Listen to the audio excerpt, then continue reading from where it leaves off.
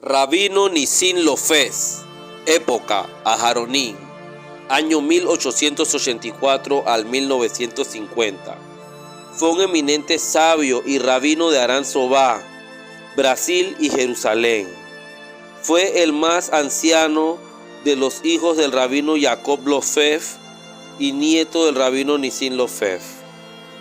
Nació en Aranzobá el 17 de Kislev del año 5645, 1884, y en el año 1913, a la edad de 29 años, se movió a Jerusalén junto a sus padres.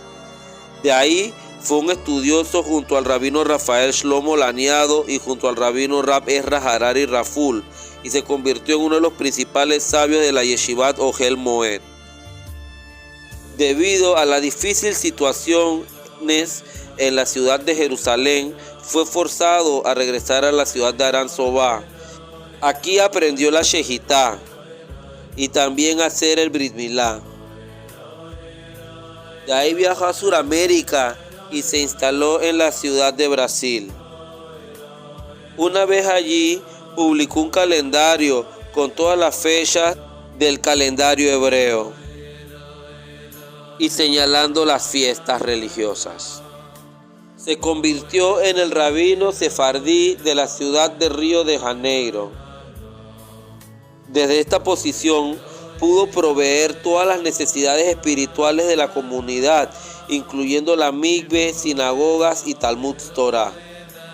En el año 1953 regresó a la ciudad de Jerusalén y se convirtió en uno de los más aclamados cabalistas y estudiosos de la comunidad. En Jerusalén se dedicó a la administración de las diferentes cuestiones de la comunidad de Aranzobá en Jerusalén.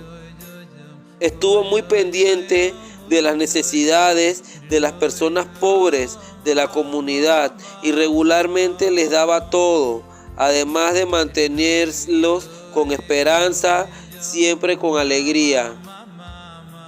Falleció el día 25 de Tebet del año 5710 y tuvo un solo hijo, el cual fue llamado el rabino Sadia Lofez.